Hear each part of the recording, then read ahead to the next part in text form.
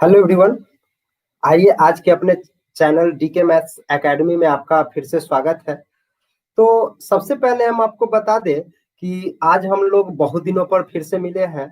इसका कारण यह है कि थोड़ा सा हम अस्त व्यस्त हो गए थे और क्रैश कोर्स चल रहा है 10th का। तो आज क्रैश कोर्स का फर्स्ट डे का आज एग्जाम भी था, उस क्वेश्चंस को लेकर हम आए हैं। ठीक है, और ये ध्यान में रहे कि जो आदमी 10th क्लास में है, ठीक है, पहला चैप्टर आपका वास्तविक संख्या है। तो वास्तविक संख्या का बहुत सारे इंपॉर्टेंट सवाल को करेंगे, ऑब्जेक्टिव सवाल को करेंगे, जो आपको बोर्ड एग्जाम में तो 100% इसी सब में से क्वेश्चंस रहेंगे। ठीक है ना।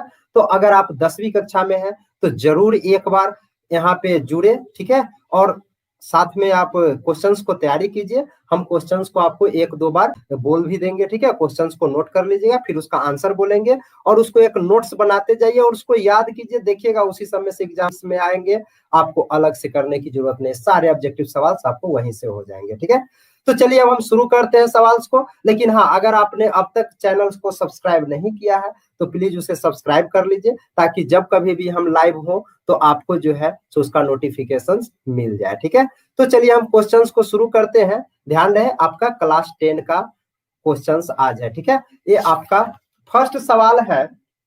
हम यहाँ पर जो देख रहे हैं वो आपका है क्या, वास्तविक संख्याएं पर आधारित सवाल है। ठीक है, तो आपका फर्स्ट सवाल है यूक्लिड विभाजन एल्गोरिथम। ध्यान से जरा क्वेश्चंस को सुनिएगा। फर्स्ट सवाल है कि यूक्लिड विभाजन एल्गोरिथम दो धनात्मक पूर्णांकों के निम्न में से किसे परिकलित करने की तकनीक है। आपको क्या है क्वेश्चन, ध्यान से लिख लीजिए। आपको यूक्लिड विभाजन एल्गोरिथम दो धनात्मक पूर्णांकों के निम्न में से किसे परिकलित करने की तकनीक है। तो आपको पता होगा इसका आंसर क्या होता है, मौसा परिकलित किया जाता है। आपका ऑप्शंस है, ए में है लसा, बी में है मौसा, सी में है भागफल और डी में है शेषफल। तो आपको पता है कौन सी चीज परिकलित की जाती है यूक्लिड विभाजन एल्गोरिथम से, मौसा परिकलित की जाती है। तो एक का ऑप्शन नंबर आपका बी सही हुआ। ठीक है ना। फिर से एक बार क्वेश्चन सुन लीजिए। क्या कहा हमने कि यूक्लिड विभाजन एल्गोरिथम दो धनात्मक पूर्णांकों के निम्न में से किसे परिकलित करने की तकनीक है। तो आंसर आपका क्या हो गया, मौसा। ठीक है, तो चलिए अब दूसरे सवाल की तरफ हम बढ़ते हैं। बहुत जल्दी करते चले जाते हैं। दो क्रमिक सम संख्याओं का एचसीएफ होगा। क्रमिक का मतलब लगातार में। तो आपको पता है लगातार क्या होता है, जैसे आप 2 लिए तो अगला सम संख्या 4 हो जाएगी। तो 2 और 4 का मौसा निकाल लीजिए। मतलब आप दो क्रमिक सम संख्याओं का मौसा पूछा जाए आपसे तो आपको क्या करना है कि कोई अपना मन से 2 एग्जांपल्स लीजिए और दोनों को क्या करना है, इसमें आपको ऐड कर देना है। ठीक है, तो दो क्रमिक सम संख्याओं का मौसा क्या होता है, 2 होता है। जी हाँ, याद रखिएगा 2। क्यों, क्योंकि अगर कोई भी 2 लगातार सम संख्या में लेंगे, जैसे 4 6 हो गया, 6 8 हो गया, या फिर 12 14 हो गया, कोई 2 लगातार सम संख्या लेकर के उसका मौसा निकालेंगे तो आपको आंसर 2 आएगा। ठीक है, तो आपका ऑप्शन था, क्वेश्चन था आपका दो क्रमिक सम संख्याओं का एचसीएफ होगा। ऑप्शन है 1 2 3 और 5। अब आप खुद जवाब दे देंगे, क्या होगा, 2 होगा, है ना। बड़ी आसानी से आप क्वेश्चन बना पा रहे हैं ना। तो इस तरह से आपका 2 नंबर सवाल का ऑप्शन नंबर बी सही हुआ। ठीक है, क्योंकि दो क्रमिक सम संख्याओं का जो एचसीएफ होता है वो आपका 2 होता है। ठीक है, चलिए अब नेक्स्ट क्वेश्चन की तरफ बढ़ते हैं। आपका है दो लगातार संख्याओं का मौसा। लगातार का मतलब कोई 2 लगातार आप ले लीजिए। ठीक है, जैसे में आप 4 5 ले लीजिए, 5 6 ले लीजिए, 9 10 ले लीजिए, कोई 2 लगातार संख्या ले लीजिएगा, उसका मौसा 1 आएगा। निकाल के आप चेक कर सकते हैं। जब आपको क्वेश्चन समझ में नहीं आए तो आपको क्या करना चाहिए, कोई भी 2 लगातार संख्या ले लीजिए और उस संख्या का जो क्वेश्चन कर रहा है दो क्रमिक लगातार संख्या लेना, तो कोई 2 लगातार ले लीजिए और उसका मौसा एचसीएफ एक ही बात है। तो आपका आंसर हो गया 1। मतलब 2 लगातार संख्याओं का मौसा है ऑप्शन 0 1 2 4, क्या हो गया 1। जी हाँ 1, यानी ऑप्शन बी। यानी 3 नंबर सवाल का भी आपका आंसर हो गया बी 1। ठीक है, 4 नंबर सवाल कहता है दो क्रमिक विषम संख्याओं का एचसीएफ होगा। क्रमिक विषम संख्या लगातार में लीजिए, विषम संख्या जैसे में आपका हो गया क्या, क्रमिक विषम संख्या में आप ले लीजिए, जैसे 3 लेते हैं तो अगला 5 हो जाएगा, अगर आप 7 लेते हैं तो 9 हो जाएगा। कोई 2 लगातार विषम संख्या लेंगे तो उसका एचसीएफ जो होगा, जैसे 1 3 ले लीजिए या 3 5 ले लीजिए, उसका मौसा क्या मिलेगा 1, है ना। आपको भी समझ में आ रही होगी अच्छी तरह से। तो दो क्रमिक विषम संख्याओं का एचसीएफ क्या होता है, तो ऑप्शन हो गया 1, यानी 4 का ऑप्शन नंबर ए सही है। ठीक है, अगला सवाल 5 कहता है कि 2 या 2 से अधिक अभाज्य संख्याओं का मौसा। याद रखिएगा, अभाज्य संख्या कितना भी हो, अभाज्य संख्या कितना भी हो, 2 हो, 4 हो, 10 हो, उससे बस नहीं है। अगर अभाज्य संख्या अगर आपको 2 या 2 से अधिक है, चाहे जितने भी हो, तो उसका आंसर 1 होता है, ठीक है ना, क्योंकि अभाज्य संख्या के 2 ही फैक्टर होते हैं, 1 और जितना रहता है स्वयं। जैसे अगर मान लेते हैं कोई भी अभाज्य संख्या रहे, तो जितना भी अभाज्य संख्या का मौसा पूछेगा, याद रखिएगा 1 होगा, ठीक है। और लॉसा पूछेगा तो सबको गुना कर दीजिएगा। उम्मीद है कि आपको अच्छी तरह से कंसेप्ट क्लियर हो गई होगी कि अगर आपको, ठीक है, मौसा पूछे, अभाज्य संख्या का मौसा पूछे, तो आंसर में 1 बताना है, चाहे जितना भी अभाज्य संख्या हो, ठीक है। सभी अभाज्य संख्याओं का मौसा 1 होता है और उनका गुना करेंगे तो गुणनफल क्या हो जाता है, आपको सब अभाज्य संख्या का गुणनफल होता है, ठीक है। तो आगे इस पे भी हम सवाल देखेंगे। सबसे पहले हम अभी आपका सवाल है कि 2 या 2 से अधिक अभाज्य संख्याओं का मौसा कितना होता है, तो आपका आंसर हुआ 1, यानी ऑप्शन ए है 1, ऑप्शन बी है 2, ऑप्शन सी है 3 और ऑप्शन डी है इनमें से कोई नहीं। तो आंसर आपका क्या हो गया, 1 हो गया। चलिए अब नेक्स्ट सवाल हम क्वेश्चन नंबर 6 की तरफ बढ़ते हैं। आपका क्वेश्चन नंबर 6 कहता है सबसे छोटी अभाज्य संख्या है, जरा क्वेश्चन लिख लीजिएगा, सबसे छोटी अभाज्य संख्या। तो आपको पता है सबसे छोटी अभाज्य संख्या क्या होती है। जैसे अभाज्य संख्या आपको पता है क्या होता है, जो 1 और स्वयं के अलावा दूसरा से भाग ना लगे। जैसे में 2 हुआ, 2 में 1 और 2 के अलावा दूसरा से भाग नहीं ना लगता है। 3 हुआ, 3 में भी 1 और 3 के अलावा दूसरा से भाग लगता है, नहीं लगता है। उसी तरह 5 हुआ, 7 हुआ, ये सब क्या है, अभाज्य संख्या है। तो सबसे छोटी अभाज्य संख्या इसमें क्या है, आपको पता है। सबसे छोटी अभाज्य संख्या जो होती है वो कितना है, 2 है। सबसे छोटी अभाज्य संख्या क्या है, 2 है। तो इस तरह से क्वेश्चन नंबर 6 का ऑप्शन बी सही हो गया, क्योंकि ऑप्शन बी में ऑप्शन 2 है, ठीक है ना। क्वेश्चन 6 क्या कहता है कि सबसे छोटी अभाज्य संख्या है, option A 1, option B 2, option C 3 और ऑप्शन डी इनमें से कोई नहीं। तो आंसर क्या दीजिएगा, आपका बी हो गया 2, ठीक है। चलिए अब अगला सवाल है सबसे छोटी भाज्य संख्या, वो था अभाज्य। अब हम देखते हैं सबसे छोटी भाज्य संख्या क्या है, ठीक है। सबसे छोटी अभाज्य संख्या 2 होती है और सबसे छोटी भाज्य संख्या, भाज्य का मतलब है जो अभाज्य न हो। क्या बोला हमने, अभाज्य का मतलब है जो भाज्य, सॉरी, भाज्य संख्या का मतलब है जो अभाज्य न हो। जैसे 2 अभाज्य है तो भाज्य नहीं हुआ, 3 भी अभाज्य है, छोड़ दीजिए। 4 अभाज्य नहीं ना है, मतलब 4 आपका भाज्य संख्या हुआ। फिर 5 अभाज्य है, छोड़ दीजिए। 6 अभाज्य है, नहीं है, मतलब 6 आपका भाज्य हो गया। तो सबसे छोटी यहाँ पर क्या दिखाई दिया आपको, सबसे छोटी भाज्य संख्या क्या आया, 4 आया। जरा गौर से सुन लेंगे, आपको बता दिए कि सबसे छोटी अभाज्य संख्या जो होती है वह कितना होती है, 2। सबसे छोटी अभाज्य संख्या पूछेगा तो 2 कहना है, और सबसे छोटी भाज्य संख्या कहेगा तो आपको 4 कहना है, ठीक है। तो आपका सवाल था 6 नंबर सवाल का, सबसे छोटी अभाज्य संख्या है, तो ऑप्शन बी मारना था, 2 है। और अगला सवाल कहता है 7 को, थोड़ा सा दिक्कतें हो रही है क्या यहाँ पे, कनेक्शन इज, चलिए अब आपको आवाज मिल रही होगी। थोड़ा सा नेटवर्क प्रॉब्लम की वजह से हम लोग कनेक्ट में नहीं थे, तो अब हम लोग फिर से शुरू करते हैं। चलिए आइए, तो अब क्या करते हैं, क्वेश्चन था मेरा सबसे छोटी भाज्य संख्या, तो आंसर क्या है, 4 है, जो ऑप्शन नंबर डी सही था आपका, ठीक है। अब आते हैं क्वेश्चन नंबर 8 को हम लोग देखते हैं, ठीक है। क्वेश्चन नंबर 8 क्या कहता है कि सबसे छोटी भाज्य संख्या और सबसे छोटी अभाज्य संख्या का अंतर, अंतर मतलब जानते हैं ना, घटाव। अंतर का क्या मतलब है, घटाव, ठीक है। तो आपको पता होगा कि सबसे छोटी भाज्य संख्या और छोटी अभाज्य संख्या, अभी आपने पढ़ा है सबसे छोटी भाज्य संख्या जो होता है वह 4 होता है, और सबसे छोटी अभाज्य संख्या 2 होता है। ध्यान में है ना, सबसे छोटी भाज्य संख्या क्या होता है, सबसे छोटी भाज्य संख्या 4 होती है, ठीक है। यहाँ पे कुछ कमेंट्स आ रहे हैं, Rakesh Roshan good evening sir, good evening. Amit Kumar good night sir, आपका गुड नाइट भी हो गया, ओके गुड नाइट। तो चलिए आइए अब आते हैं क्वेश्चंस को, नेक्स्ट शुरू करते हैं।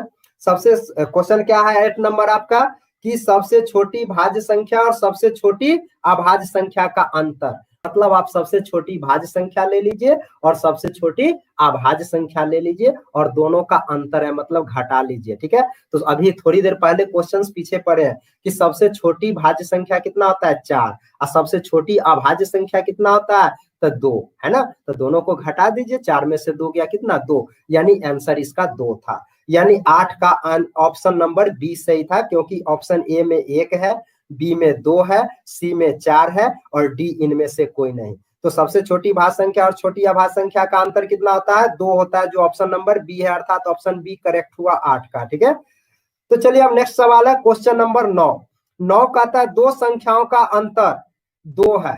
जरा गौर से सुनेंगे, इसमें कहता है दो संख्याओं का अंतर 2 है, यदि उनमें से एक संख्या 4 है तो दोनों संख्याओं का मौसा होगा। जरा गौर से समझेंगे, एक संख्या आपको दिया है 4 और दूसरा संख्या ऐसा चूज करना है जिसको घटाने पर आपको 2 आए, तो स्वाभाविक है दूसरा संख्या या तो आप 6 लेंगे या फिर 2 लेंगे, तब ना आपका 4 और 2 का भी अंतर 2 आएगा, 6 और 4 का भी अंतर 2 आएगा। तो एक संख्या तो 4 आपको दे रखा है। क्वेश्चन नंबर 9 में क्या कहता है कि एक संख्या जो है सो आपका 4 दे दिया है और दूसरा आपको चूज करने हैं जिससे आपका वैल्यू जो है क्या आ जाए घटाने पर 2 आए। तो दूसरा संख्या 6 लेंगे तब ना 6 में से 4 जाएगा तो 2 होगा, यानी एक संख्या 4 है तो दूसरा संख्या जो है आपका क्या हो जाएगा 6 हो जाएगा। तो आप दोनों का मौसा निकाल दीजिए, तो 6 और 4 का मौसा कितना होता है 2 होता है। तो या फिर अगर आप दूसरी संख्या 2 लेते तो भी 2 और 4 का मौसा कितना आता है 2 ही आता है, यानी 9 का जो आंसर है बी है, क्योंकि कह रहा था दो संख्याओं का अंतर 2 है, उनमें से एक संख्या 4 है तो दूसरी दोनों संख्याओं का मौसा, तो एक अगर 4 है तो दूसरा 6 लेते हैं तो 4 6 का भी मौसा आपका 2 आता है और 2 4 का भी मौसा आपका 2 आता है, मतलब 9 का ऑप्शन बी सही है क्योंकि उसमें 2 ऑप्शन है। ठीक है, चलिए आते हैं नेक्स्ट सवाल क्वेश्चन नंबर 10, निम्नलिखित में से कौन अभाज्य संख्या है। जरा गौर से देखिएगा, बहुत इंपॉर्टेंट सवाल हम आपको बता रहे हैं। ठीक है, अगर आप ये करते हैं ठीक है तो आपको काफी अच्छी तरह से कंसेप्ट क्लियर होगी और एग्जाम में भी यही सब सवाल आने वाले हैं। ठीक है, तो यहाँ पे आपको सबसे क्वेश्चंस था क्या है निम्नलिखित में से कौन अभाज्य संख्या है, मतलब आपको अभाज्य संख्या चूज करने। ठीक है, लेकिन आप लोग जो है सो अभी लाइव बहुत कम आदमी है, 5 ही आदमी एक्टिव हुए हैं। ठीक है, कुछ आते जाते रहते हैं, थोड़ा सा रेगुलरिटी के साथ रहिए तो आपको बेहतर ढंग से समझ में आएगी। ठीक है, अगर आइएगा फिर छोड़ के जाइएगा क्लास बीच में तो आपको अच्छी तरह से कंसेप्ट नहीं मिल पाएगी। ठीक है, तो बेहतर है थोड़ा सा क्लास में टाइम दीजिए ताकि आपको अच्छी तरह से हो पाए। ठीक है, तो चलिए क्वेश्चन नंबर 10 क्या कहता है निम्नलिखित में से कौन अभाज्य संख्या है। निम्नलिखित में से कौन अभाज्य संख्या, तो अभाज्य संख्या आपको पता है क्या होता है, जो एक और स्वयं के अलावा दूसरा से भाग जिसमें नहीं लगता है उसको हम लोग अभाज्य संख्या कहते हैं ना। जैसे में आपका हो गया ऑप्शन देखिए 15, तो 15 अभाज्य है नहीं है, क्योंकि 1 और 15 के अलावा 3 से भी भाग लग रहा है, उसमें 5 से भी भाग लग रहा है, इसीलिए यह अभाज्य नहीं है। दूसरा ऑप्शन को चेक करते हैं 23, दूसरा ऑप्शन आपका 23 है, तो 23 अभाज्य है, तो जी हाँ, क्योंकि 1 और 23 के अलावा इसमें दूसरा से अंक से भाग नहीं लग रहा है ना, इसीलिए 23 जो है सो आपका अभाज्य संख्या हो गया। मतलब क्वेश्चन नंबर 10 का ऑप्शन बी सही था। ठीक है, अगर आपने मारा है तो बहुत अच्छी, नहीं मारे है तो अब उसको बढ़िया से तैयारी कर लीजिए। ठीक है, नेक्स्ट सवाल है कि 65 और 117 का मौसा, 65 और 117 का मौसा जो है वो 65 m माइनस 117 है, तो m का मान बताना है। ठीक है, जरा गौर से देखेंगे, सबसे पहले आपको 65 और 117 का मौसा जो दिया है वह 65 m माइनस 117 दिया है, तो मौसा के लिए सबसे पहले आप 65 और 117 का मौसा निकालेंगे। ठीक है, तो देखिएगा आपका 65 और 117 का मौसम निकालना है, तो देखिए 2 मर्तबे अगर आप लगाते हैं मौसम निकालने के लिए, जो आप बच्चे क्लास में पढ़े उसी से हम मौसम निकाल देते हैं।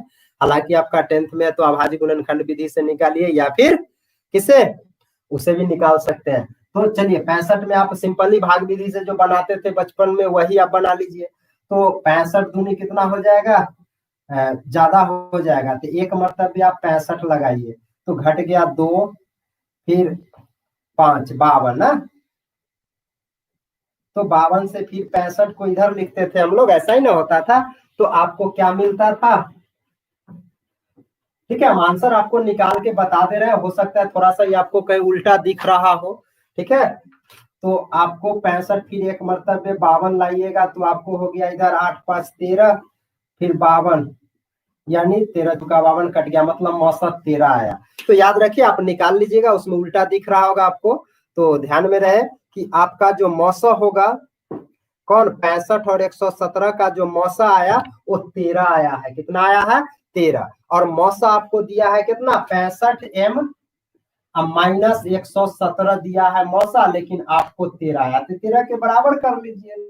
तो यहाँ से 65m हो गया 13 प्लस 117 जो 100 कितना 30 हो जाएगा ना, तब जी हाँ, तो 5 दूनी 10 6 दूनी, हाँ, जो 2 मरतबे यानी m का वैल्यू हो गया 130, अब बटा में 65 कट गया 2, यानी m का मान 2 आया है, ठीक है। अब बोले हैं उसे सुन के कर लीजिएगा, क्योंकि वहां उल्टा आपको दिख रहा होगा। तो यहाँ से चलिए आपको क्या मिला कि 65 और 117 का मौसा 65 है माइनस 117 है, तो m का मान जो आया था वो आपका 2 आया है, यानी 11 का ऑप्शन नंबर बी आपको सही है, ठीक है। चलिए अब क्वेश्चन नंबर 12 की तरफ आते हैं हम लोग, ठीक है। तो 12 कहता है 2 10 और 20 का लॉसो और मौसा का अनुपात। सिंपली आप निकाल लीजिए, 2 10 और 20 तीन अंक दिया है, क्या दिया है, 2 दिया है, 10 दिया है और 20 दिया है, तो दोनों का लॉसा आपको 20 होगा और मौसा निकालेंगे तो आपको 2 आएगा।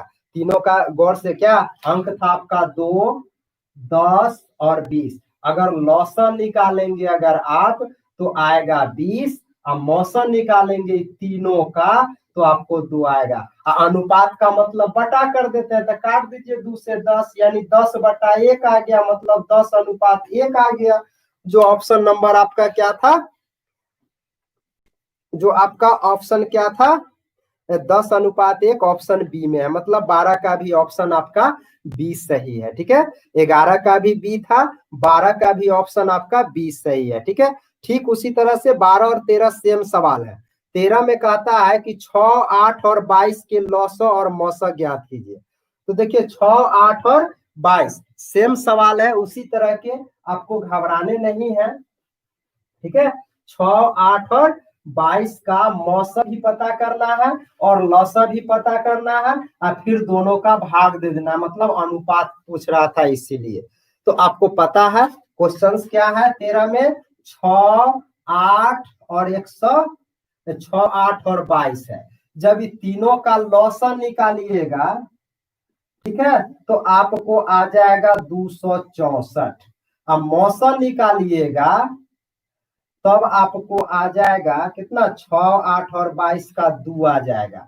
तो अनुपात मतलब बटा, काट दीजिए 132, मतलब 132 अनुपात नीचे कुछ नहीं तो 1 आपका आंसर हो गया, ठीक है ना। मतलब 132 अनुपात 1 आपका आंसर हुआ, किसका, 13 नंबर सवाल का ए ऑप्शन सही था, ठीक है। यानी 6 8 और 22 के लौसा आपको 264 होता है, अब मौसा 2 होता है, दोनों को बटा करके काट दीजिए तो अनुपात मिल जाएगा, काट कूट के आ जाएगा 132/1, जैसा हम करके भी दिखा दिए, ठीक है ना। तो 132/1 का मतलब हो गया 132 अनुपात 1, जो आपका ऑप्शन ए सही है, ठीक है। चलिए अगला सवाल क्वेश्चन नंबर 14 की तरफ हम बढ़ते हैं। कहता है सबसे छोटी भाज्य संख्या और सबसे छोटी अभाज्य संख्या का मौसा। जी जस्ट पीछे अभी पढ़े हैं, क्या सबसे छोटी भाज्य संख्या 4 होती है और सबसे छोटी अभाज्य संख्या 2 होती है, और दोनों का मौसा, तो 2 और 4 का मौसा कितना होगा, 2 ना होगा, मतलब ऑप्शन आपका बी सही है। 14 का भी ऑप्शन क्या है, बी सही है, क्योंकि सबसे छोटी भाज्य संख्या 2 होती है, सबसे छोटी भाज्य संख्या 4 होती है और सबसे छोटी अभाज्य संख्या 2 होती है, और दोनों का मौसा निकालेंगे तो आपका आंसर 4 और 2 का मौसा 2 होता है, यानी 14 का ऑप्शन बी सही हुआ, ठीक है। तो चलिए अगला सवाल है 15 नंबर, ए और बी अभाज्य संख्या है, तो ए और बी का मौसा, शुरू में आपको हिंट्स दिए थे कि चाहे जितने भी अभाज्य संख्या हो सबका अगर मौसा पूछेगा तो आंसर 1 बताना है, और लौसा पूछेगा तो सबको गुना कर देना है। तो अब आप बताइए कि ए और बी दो संख्या दे दिया है, ए और बी दो संख्या आपको दे दिया है और दोनों का लॉसा पूछ रहा है, तो क्या करेंगे, दोनों को गुना कर देते हैं ना।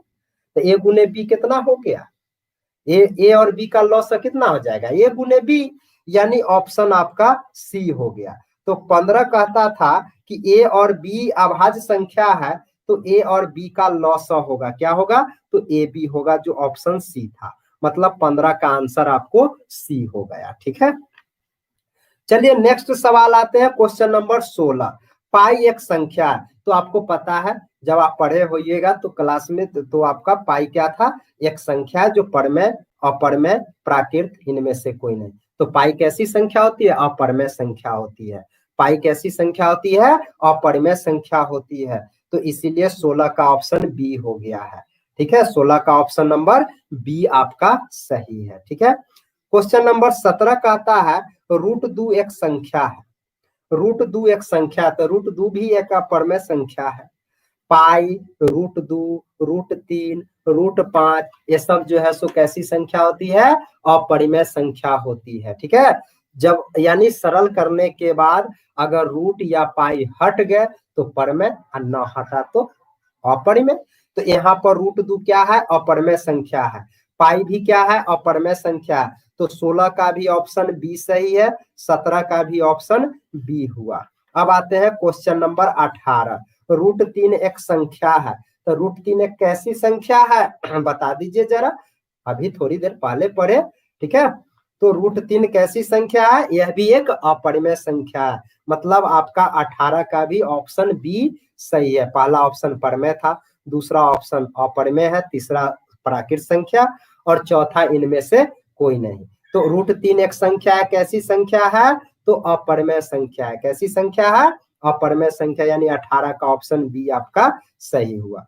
क्वेश्चन नंबर 19 अब आप खुद बता दीजिए ना, √5 एक संख्या है, तो √5 एक कैसी संख्या है, बताइए। √5 एक कैसी संख्या है, तो √5 एक अपरमेय संख्या है। मतलब 19 का भी ऑप्शन बी आपका सही है। अब 20 नंबर सवाल कहता है कि दो अपरिमेय संख्याओं के बीच अधिकतम कितनी परमेय संख्या होती है, तो अनंत, यानी 20 का ऑप्शन डी आपका सही है। याद रखिए हमने आपको बताया था क्या, चाहे अगर आप नहीं, ठीक है, तो आप अभी सुन लीजिए कौन कौन, आपको अपूर्णांक पूछे, चाहे अपूर्णांक पूछे, चाहे परमेय संख्या पूछे, चाहे अपरिमेय संख्या पूछे, चाहे वास्तविक संख्या पूछे, तो आंसर अनंत देना है। किसी भी दो संख्या के बीच में अगर अपूर्णांक कहे, चाहे परिमेय संख्या कहे, चाहे अपरिमेय कहे, चाहे वास्तविक कहे, ये सब का आंसर आपको अनंत देना है। मतलब दो अपरिमेय संख्या, शुरू में कुछ भी रहे लास्ट पे ध्यान दीजिए, दो अपरिमेय संख्या के बीच कितना परमेय, तो अनंत, यानी ऑप्शन डी सही है 20 का।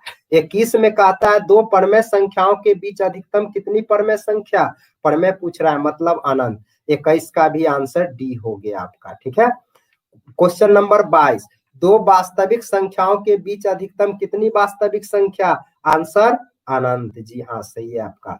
यानी दो वास्तविक संख्याओं के बीच कितनी वास्तविक संख्या होती है, अनंत होती है। यानी 22 का भी ऑप्शन डी आपका सही है। ठीक है, अगला सवाल कहता है 23 नंबर सवाल है आपका कि दो पूर्णांक संख्याओं के बीच अधिकतम कितनी परमेय संख्या, अभी बताए हैं परमेय कहे, अपरमेय कहे, वास्तविक कहे, आंसर अनंत। मतलब दो पूर्णांक संख्याओं के बीच अधिकतम कितनी परमेय संख्या होगी, तो अनंत होगी। यानी 23 का ऑप्शन डी सही हुआ। क्वेश्चन नंबर 24, क्वेश्चन नंबर 24 कहता है -1 और 5 के बीच अधिकतम कितनी पूर्णांक, यानी यहाँ पर थोड़ा सोचने वाली बात है। -1 और 5 के बीच पूर्णांक पूछ रहा था, -1 के बाद कौन होता है, 0, 1 ना, तो -1 और 5 के बीच में बताइएगा कौन कौन आया, -1 के बाद 0, 1, 2, 3, 4, कै गो हुआ, 5 गो हुआ। कौन कौन, -1 के बाद 0, 1, 2, 3, 4, मतलब -1 और 5 के बीच में 0 से लेके 4 तक टोटल 5 संख्याएं हुई। यानी ऑप्शन आपका सी हो गया। 24 का ऑप्शन क्या हो गया, सी हो गया। अगला सवाल क्वेश्चन नंबर 25 कहता है √15/3 एक संख्या है। क्या कहा, √15/3 3, तो 15/3 काटिएगा तो 3 × 5 = 15 यानी √5। और √5 एक कैसा संख्या है बता दीजिए, अपरमेय है ना, मतलब √15/3 भी क्या मिला, अपरमेय संख्या मिली, मतलब 25 का भी ऑप्शन बी आपका सही है। ठीक है। क्वेश्चन नंबर 26, 3 + 2 √5, इसको सरल करके आप रूट हटा सकते हैं क्या? 3 + 2 √5, रूट है ना लागल, इसीलिए अपरिमेय हो गया। तो 3 + 2 √5 क्या कौन सी संख्या है? अपरिमेय संख्या है, मतलब 26 का जो है ऑप्शन बी हो गया। अगला सवाल क्वेश्चन नंबर 27 कहता है कि क्या सभी वास्तविक संख्या एक परिमेय होती है? तो नहीं, आपको याद होगा कि परिमेय संख्या वास्तविक संख्या में 2 गो आता है, परिमेय अपरिमेय मिला के ना, तो सब वास्तविक परिमेय होगा, कुछ वास्तविक अपरिमेय भी तो रहा होगा ना।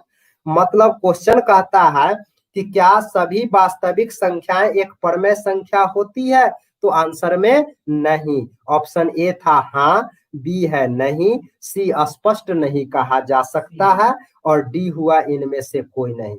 तो 27 का आंसर क्या मिला? बी मिला। मिला ना, यानी नहीं।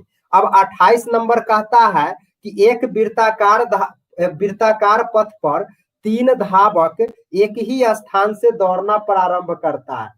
बहुत इंपॉर्टेंट सवाल है, जी हाँ, एग्जाम में बार बार पूछते रहता है। ठीक है, तो इसीलिए सब टाइप के सवाल को सीखे, अभी जितना बताया सब आपको इंपॉर्टेंट ही है, इसको बढ़िया से कीजिए और इसी समय से एग्जाम में भी, बोर्ड एग्जाम में रहेंगे। ठीक है, तो वृत्ताकार पथ पर 3 धावक एक ही स्थान से दौड़ना प्रारंभ करते हैं। क्या कहा हमने? वृत्ताकार पथ पर 3 धावक एक ही स्थान से दौड़ना प्रारंभ करते हैं, तो एक चक्कर लगाने में पहला को लगता है 3 घंटा, दूसरा को लगता है 4 घंटा और तीसरा को लगता है 8 घंटा। तो तीनों फिर से प्रस्थान बिंदु पर कितना देर में मिलेगा? तो इसके लिए आप सबको लॉसन निकाल लीजिएगा, लघुत्तम समापवर्तय। ठीक है ना, यानी जब कभी भी ऐसा सवाल दिख जाए तो उसके लिए आपको लॉसन निकाल लेना, यानी 3, 4 और 8 का लॉस क्या होता है? 3, 4 और 8 का लॉसन निकालना लीजिए, तो आपका हो गया कितना? 24 हो जाएगा। क्या आ जाएगा? 24 घंटा, यानी ऑप्शन डी सही है। ए में 3, 4 और 8 तीन गो संख्या है, 3 घंटा, 4 घंटा और 8 घंटा, तो सबका लघुत्तम निकाल लीजिए तो आपको 24 आ जाएगा। ऑप्शन ए है 6 घंटा, ऑप्शन बी है 8 घंटा, ऑप्शन सी है 16 घंटा और ऑप्शन डी है 24 घंटे। तो आंसर कौन सा हुआ? 24 घंटे, क्योंकि सबका लघुत्तम समापवर्तय क्या हुआ? 24 घंटे हुए। ठीक है, अगला क्वेश्चन नंबर 29, √3/√12 काटिएगा 3 से तो 3 चौका 12 यानी 1/√4 और 4 का वर्गमूल 2 हो जाता है ना, मतलब रूट खत्म। आपका क्वेश्चन है √3/√12, क्वेश्चन जरा गौर से देख लीजिए, √3 और बटा में √12। जब आप चाहे तो सिंगल रूट में कर सकते हैं, 3/12 कट गया 4 मरतबे, तो ऊपर 1/4, 1 के वर्गमूल 1 और 4 के वर्गमूल 2, तो 1/2 सरल करने के बाद रूट हट गया ना, सरल करने के बाद रूट हट गया ना, तो इसीलिए आपका यह परिमेय संख्या हो गया। बहुत ही ऐसा सवाल कई बार पूछा जाता है, आपको रूट लगा देगा जो आपको दिखने में लगेगा अपरिमेय, लेकिन होता है ऊपर में, सरल करने के बाद रूट हट जाए। तो आपको याद रखना है कि क्वेश्चंस जो रहे उसको पहले आप सरल कीजिए। ठीक है, और सरल करने के बाद अगर रूट हट जाए तब परिमेय कहिए, और रूट न हटे तब परिमेय कहिए ना। तो यहाँ से आपको क्या मिला कि √3/√4 सरल करने पर 1/2 आया जो परिमेय है, अतः इसका आंसर ए हुआ, यानी 29 का आंसर क्या मिला? ए मिला। ठीक है, परिमेय संख्या। अब अगला सवाल है कि दो संख्या एगो ए और बी दे दिया है, किसी धनात्मक पूर्णांक ए तथा बी के लिए ए बी का मौस गुने ए बी का लॉस निम्न में से केकरा बराबर है, किसके बराबर है? तो आपको इस रिजल्ट एक याद रखना है कि दो संख्याओं का लॉस गुने मौस बराबर दोनों संख्याओं का गुणनफल। इसके लिए क्या रिजल्ट याद रखना है? जो अगर दो संख्या दे दो तो दोनों को गुना कीजिए और फिर दोनों का लॉस और मौसों को गुना कीजिए, आपको बराबर आएगा। मतलब दो संख्याओं का गुणनफल जो होता है वो दोनों संख्याओं के मौस और दोनों संख्याओं के लौस के गुना करके बराबर आता है। ठीक है, तो यहाँ से आपका आंसर कहता है, क्वेश्चन कहा है कि ए बी का मौस और ए बी का लौस का गुणनफल क्या होगा, ए और बी के गुणनफल के बराबर होगा, मतलब ए गुने बी। तो ऑप्शन आपका ऐसा सी में है। ए में क्या कहा है, ऑप्शन ए है ए बटे बी, ऑप्शन बी है बी बटे ए, ऑप्शन सी है ए गुने बी, ऑप्शन डी है ए प्लस बी। तो इस तरह से 30 का आंसर ए गुने बी हो गया, ऑप्शन सी हो गया। ठीक है, तो आज के जो टेस्ट हुए थे क्रैश कोर्स का क्लास 10 के, ठीक है, तो इसमें आपका टोटल मैथ में 30 ऑब्जेक्टिव सवाल थे। और अगर आप लोग अगल बगल के हैं जो ऑफलाइन अगर मौजूद है क्लास करने में, ऑनलाइन वालों के लिए तो ऑब्जेक्टिव सवाल हम इसी तरह से करवा देंगे। ठीक है, लेकिन थोड़ा सा सब्जेक्टिव के लिए अगर निकट में है तो आप संस्था से ज्वाइन कर सकते हैं। ठीक है ना, जो अगल बगल में है। ठीक है, जो दूर है उनके लिए तो कोई व्यवस्था है नहीं, क्लास स्टार्ट हो चुकी है। ठीक है, तो चलिए अब हम लोग मिलेंगे फिर नेक्स्ट लेक्चर में। हाँ, अगर आपने अभी तक देख रहे हैं चैनल सब्सक्राइब नहीं किए हैं, क्योंकि बहुत सारे स्टूडेंट्स का कथन है कि सर हम सब्सक्राइब भी कर चुके हैं और मेरा नोटिफिकेशन नहीं आता है। तो देखिए आपने सब्सक्राइब कर लिया होगा, लेकिन उधर बगल में जो वो घंटी रहता है वो घंटी न दबाए हैं। घंटी में दबाइएगा तो में 3 ऑप्शन आएगा। पहला आएगा सबसे ऊपर ऑल, बीच में आएगा पर्सनलाइज, और 3 नंबर में आएगा नन। तो आपका नन में टिक रहता है। ठीक है, तो इसीलिए सबसे पहले ऑल में जा करके उसको क्या करना है, ऑल में जाके क्लिक कर दीजिए, तब हम जब भी लाइव होंगे चाहे कोई भी वीडियो डालेंगे आपको मिल जाएगा। तो सब्सक्राइब करने के साथ साथ घंटी भी जरूर दबाए, वो भी ऑल मोड में। ठीक है, ठीक है। राकेश रोशन, अच्छा आई एम शिवम, अच्छा ठीक है, आप शिवम है ना, राकेश रोशन के आईडी से देख रहे हैं। चलिए अच्छी बात है, किसी के भी आईडी से देखिए, सीखने से काम है। Thank you sir, okay, thank you आप सभी को। चलिए आप फिर नेक्स्ट लेक्चर के लिए इंतजार कीजिए। हो सकता है आपका क्रैश कोर्स तो साप्ताहिक टेस्ट चलती है, लेकिन हम कोशिश करेंगे कि बीच में 1-2 दिन पर भी हम आपके साथ लाइव होते रहे। ठीक है, इसी तरह के कुछ क्वेश्चंस इंपॉर्टेंट लेकर के, जो हो सकता है अगले एग्जाम के लिए आपको इंपॉर्टेंट हो जाए। ठीक है ना, तो आप क्लास एक भी मिस नहीं कीजिएगा। ठीक है, तो 30 क्वेश्चंस आज हमने किया है। अगले दिन हो सकता है तो कल प्रयास करते हैं, नहीं तो परसों फिर कुछ क्वेश्चंस और हम इसका करवाएंगे वास्तविक संख्याएं का। टोटल हम वास्तविक संख्या से आपको 60-70 क्वेश्चंस करवाएंगे। 60-70 क्वेश्चंस करना लीजिए। अगर इस चैप्टर से एग्जाम में कोई क्वेश्चन आएगा ना तो यह में से आएगा, बाहर से न आएगा। बाहर से पढ़ने की जरूरत नहीं है, क्योंकि जितना पॉसिबिलिटी होगा 60 क्वेश्चंस बहुत होता है। जो पॉसिबिलिटी होगा आपको करा देंगे। आपको बनाने का तरीका पता चल जाएगा तो क्वेश्चनों क्वेश्चन बना दीजिएगा। ठीक है ना, तो चलिए अब तब तक के लिए हमें दीजिए इजाजत, और आप लोग भी पढ़ाई में लग जाइए मन से, क्योंकि अब एग्जाम के बहुत ही कम समय लगा है। ठीक है, आपको बस 3-4 महीने एग्जाम्स के बचे हुए हैं, 4 महीने। ठीक है ना, तो अब ये 3-4 महीने जी जान लगा करके थोड़ा सा मेहनत कीजिए, और अच्छा रिजल्ट आएगा तब इस मेहनत का आपको आनंद आएगा। ठीक है, तो चलिए अब इजाजत दीजिए, बहुत हो गई। Okay, thanks for watching.